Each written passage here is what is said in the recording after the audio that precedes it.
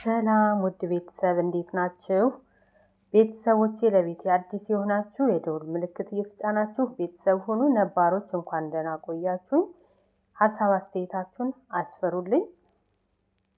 ማንኛውም የምሰራው ጥሩ ነገር ለኔ ጠቀመኝን ለእናንተ ማካፍላችኋለሁና ከእናንተ የሚጠበቀው የደውል ምልክቷን መጫን ነው ማለት ነው። ሀሳብ አስተያየታችሁን ከታች አስፈሩልኝ ውድ ቤተሰቦቼ። ዛሬ ደግሞ ይህንን የመሰለ የፀጉር ውህድ አብረን እንሰራለን ማለት ነው። ለፀጉራችን ምንም አይነት ወጪን ሳናወጣ በቤታችን ውስጥ የምናገኘውን ለፀጉራችን ምግብ እንሰራለታለን ማለት ነው። ፀጉራችንን ከተንከባከብነው ምንጊዜም አያድግም አይባልም። ውድ ቤተሰቦቼ እንግዲህ ወሬ አላብዛባችሁ።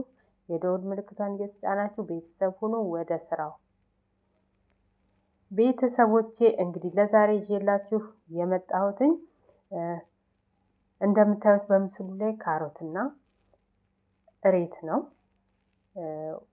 እሬት ይባላል። ውድ ቤተሰቦቼ እንግዲህ ይሄንን አንድ ላይ አድርገውና አብረን እናያለን ማለት ነው። እንዴት እንደሚሰራ ውድ ቤተሰቦቼ አታውቁም ማለት ሳይሆን ለማያውቁት ይወቁ። ውድ ቤተሰቦቼ እኔ እንግዲህ አላጥኩትኝም እንደዚህ አርጌ አጥቤው እንደዚህ ከትፌ ከዛንም እፈጨዋለሁ ማለት ነው። እናንተ ከፈለጋችሁ ጄሉን ብቻ አድርጋችሁ እንደገና ካሮቱንም ፈቅፍቃችሁ ውሃ ይወጣዋል ካሮት ይሄኛውም ጄሊ ይወጣዋል። እንደዛ አድርጋችሁ አብራችሁ አዳዋልቃችሁ መጠቀም ትችላላችሁ። እኔ ግን እንደዚህ አድርጌ እፈጨዋለሁ ማለት ነው። ውድ ቤተሰቦቼ እንግዲህ ከፈጨሁት በኋላ የሚያስፈልገን ማጥለያ ጨርቅ ነው። በፈለጋችሁት ነገር ማጥለል ትችላላችሁ። እንግዲህ ይኸው የፈጨሁትን እሬትና ካሮት አንድ ላይ አድርጌ የፈጨሁትን ይኸው ይሄንን የመሰለ ሆኗል ማለት ነው። በደንብ አድርገን ማጥለል ይገባናል። ለምን ይሄ ውሃማ ነው፣ ወፈር ያለ ነገር አይደለምና ወዲያውኑ ጥልል ይልልናል። በማንኛውም ስስ ጨርቅ አድርጋችሁ ማጥለል ትችላላችሁ። ለምን ምንድነው የምናጠለው? ካላጠለልነው ፀጉራችን ላይ ይለጠፋል። ስንታጠበው በጣም መከራ ነው የሚሆንብን ማለት ነው። እንግዲህ እንደዚህ አድርገን በደንብ በጥሩ ሁኔታ ማጥለል ነው ማለት ነው። ቤተሰቦቼ ለቤቴ አዲስ የሆናችሁ የደውል ምልክት እየተጫናችሁ ቤተሰብ ሁኑ። ሀሳብ አስተያየታችሁን አስቀምጡልኝ፣ አበረታቱኝ፣ አብረን እንደግ እላችኋለሁ። ለእኔ ጠቀመኝን ማንኛውንም ጥሩ ነገር ደጋግሜ ከጠቀመኝ ለእናንተም አሳውቃችኋለሁ ማለት ነው። እኔ ላይ ግን ያልሞከርኩትን እናንተ ሞክሩት አልልም። ውድ ቤተሰቦቼ እንግዲህ እናንተ የሚስማማችሁን ቅባት እንደዚህ ጨምራችሁ በማንኛውም እቃ ሊሆን ይችላል።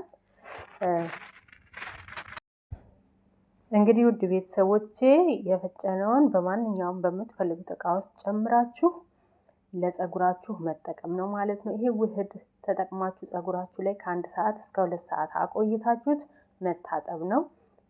በሳምንት አንዴ ብትጠቀሙት ለውጡን ታገኛላችሁ። ውድ ቤተሰቦቼ ግን ይሄን ውህድ ተቀብታችሁ ብዙም አንቀሳቀሳችሁም። ለምን? ውሃማ ስለሆነ ወይ በስፕሬን እቃ አርጋችሁ ፀጉራችሁ ላይ እንደ ስፕሬ ማድረግ ነው፣ ወይ ደግሞ እንደዚህ ከሆነ ትንሽ እንትን ይላችኋል ማለት ነው። ተቀብታችሁት ሊወርድባችሁ ይችላል። ፀጉራችሁ ስስ ከሆነ በመጠኑ አድርጋችሁ መቀባት ነው ማለት ነው። እንግዲህ ውድ ቤተሰቦቼ በደንብ አድርጋችሁ እኔ ፀጉሬ በጣም ብዛት አለው። ስለዚህም ውስጡን በደንብ አድርጌ እየተቀባሁኝ ውስጡን በደንብ እንዲዳረስ አደርገዋለሁኝ ማለት ነው። እናንተ ደግሞ እንደፈለጋችሁ አድርጋችሁ ፀጉራችሁ ስስ ከሆነ ፀጉራችሁን ያበዛላችኋል፣ ያጠነክራል። በጣም ቆንጆ ነው።